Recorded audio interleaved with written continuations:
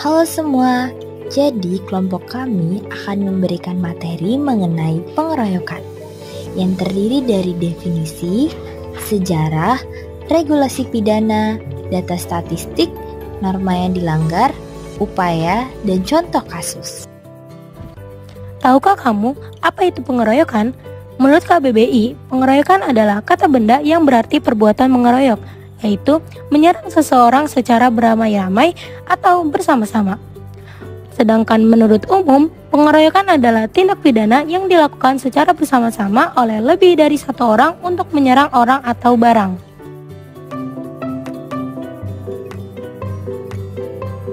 Pengeroyokan telah ada sejak zaman dahulu. Bisa dilihat pada zaman Yunani dan Romawi kuno, di mana amukan massa sering mengarah pada eksekusi brutal terhadap mereka yang dianggap sebagai pengkhianat ataupun musuh.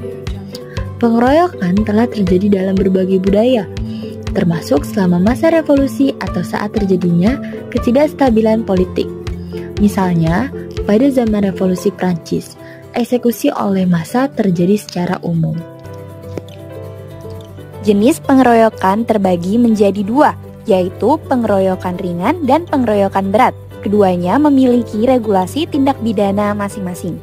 Pengeroyokan ringan terjadi ketika pelaku bersama-sama melakukan kekerasan terhadap seseorang, namun tidak menyebabkan luka berat atau kematian.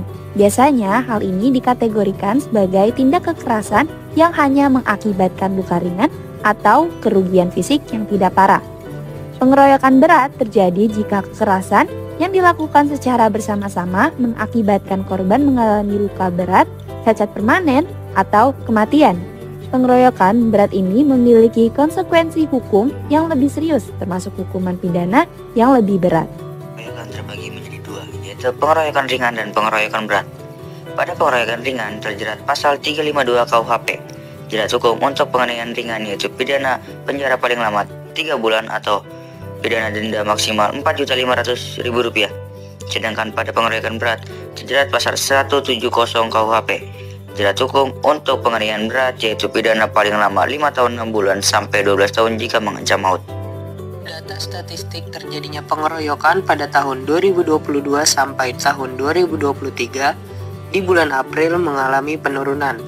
Pada tahun 2022, data pengeroyokan memiliki 8.220 kasus, sedangkan pada tahun 2023 data pengeroyokan memiliki 1.953 kasus. Pengeroyokan juga melanggar beberapa norma dalam masyarakat. Yang pertama, norma hukum. Pengeroyokan merupakan tindakan kekerasan yang melanggar hukum pidana.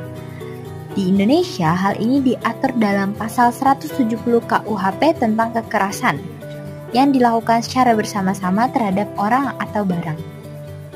Yang kedua, norma kesusilaan. Tindakan pengeroyokan dianggap tidak berasusila karena melibatkan kekerasan, tidak menghargai hak asasi manusia, dan melanggar nilai-nilai kemanusiaan. Yang ketiga, norma sosial.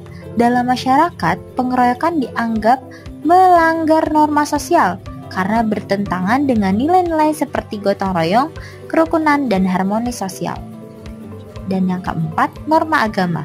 Sebagian besar agama mengajarkan untuk tidak melakukan kekerasan dan menghormati sesama manusia. Pengeroyokan melanggar ajaran agama yang mengutamakan perdamaian dan kasih sayang. Adapun upaya untuk mengatasi pengeroyokan. Yang pertama, memberikan pemahaman mengenai bahaya pengeroyokan. Yang kedua, saling bekerja sama dan bergotong royong dengan baik. Yang ketiga, penegakan hukum untuk pelaku pengeroyokan. Dan yang terakhir, pendekatan psikologi kepada siapapun yang mengalami depresi. Pengeroyokan akhir-akhir ini sedang meningkat. Contohnya pada kasus pengeroyokan Randringgala yang terjadi pada 23 September 2018. Kasus ini terjadi karena adanya rivalitas panas dan sejarah persaingan sengit antara dua kelompok supporter, yaitu Bobotoh atau Persib dan Jackmania atau Persija. Akibat dari kejadian kasus ini adalah yang pertama, Karingga Sirla atau supporter Persija tewas akibat pengeroyokan tersebut yang menimbulkan duka mendalam di dunia sepak bola Indonesia. Kasus ini juga memicu kecaman luas dari masyarakat dan Federasi Sepak Bola Indonesia atau disebut PSSI terhadap kekerasan antar supporter. Yang selanjutnya, kasus ini juga menjadi titik penting bagi PSSI dan pihak keamanan untuk memperketat pengamanan dan pengawasan supporter agar kejadian serupa tidak terulang lagi.